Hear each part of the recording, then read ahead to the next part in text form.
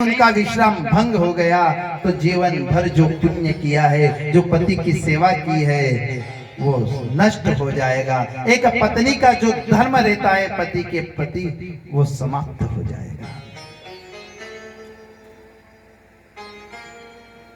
पत्नी का हाथ पति के सिर के नीचे, पति सो रहे हैं, बालक नन्हा सा कुंड के पास, ब्राह्मणी दोनों आंखें बंद कर भगवान से प्रार्थना करती हैं, हे प्रभु, मैंने अगर मेरे पति में ही परमेश्वर को जाना है तो मेरे पतित्व व्रत धर्म की लाज रखना और मेरे पुत्र की रक्षा करना।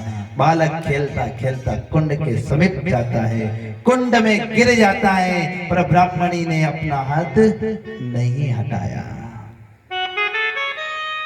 अपना हाथ नहीं हटाया, अपने पति का विश्राम भंग ना हो।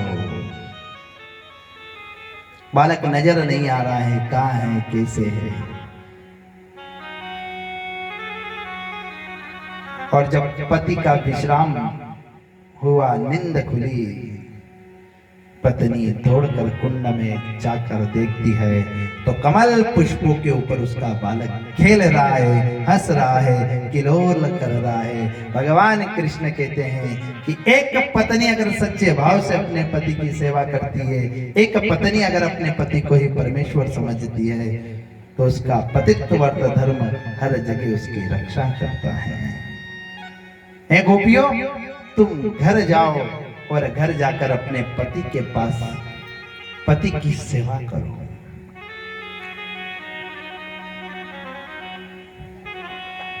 दस मंत्रों में, 10 श्लोकों में भगवान ने उपदेश दिया गोपियों को कि गोपियों घर जाओ, घर जाओ, घर जाओ। जब गोपियों ने सुना तो गोपियां कहने लगी, गोविंद, आपको जो सुना नहीं थी वो तो हमने सुन लिए हैं, पर अब हम कुछ सुनाना चाहते हैं जो आप सुनिएगा। भगवान ने 10 श्लोकों में गोपियों को उपदेश दिया तो 11 श्लोकों में गोपियों ने कृष्ण को उपदेश दे डाला। गोपियां कहती हैं कि प्रभु ये बताएं कि किसी नवयुवक की शादी हो और शादी होते ही उसे अगर देश की सेना के लिए,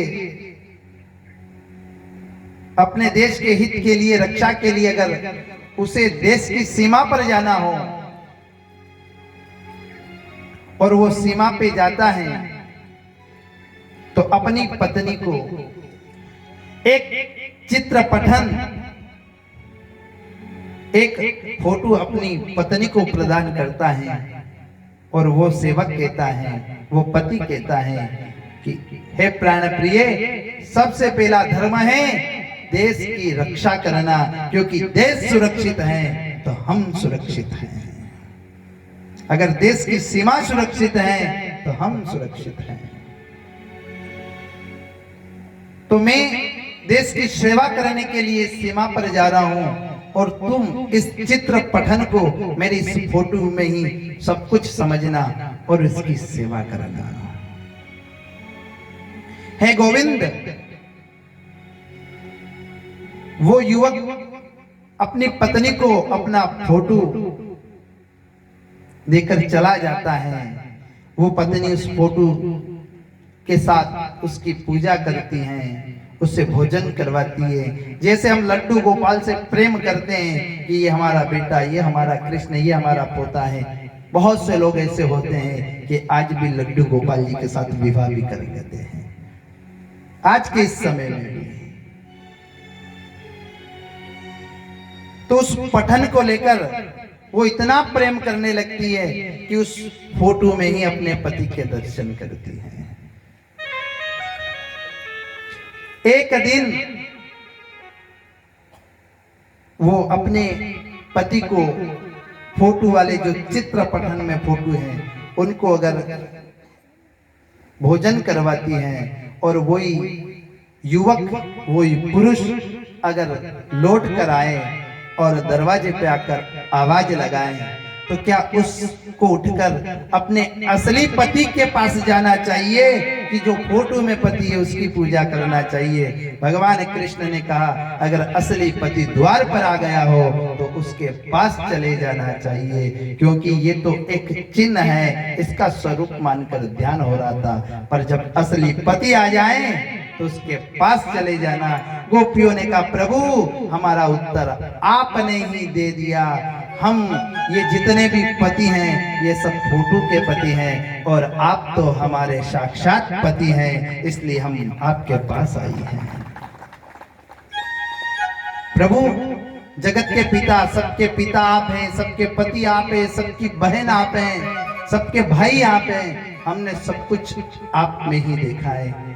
प्रभु आप जाने की कह रहे हो।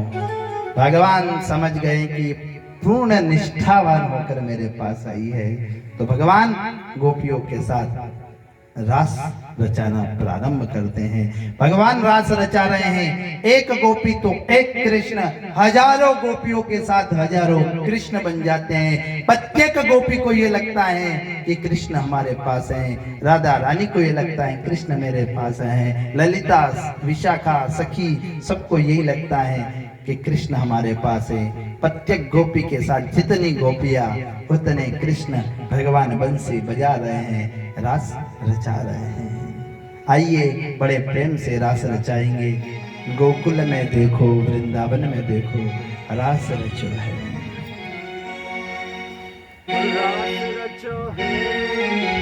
रास रचो है यमुना किनारे देखो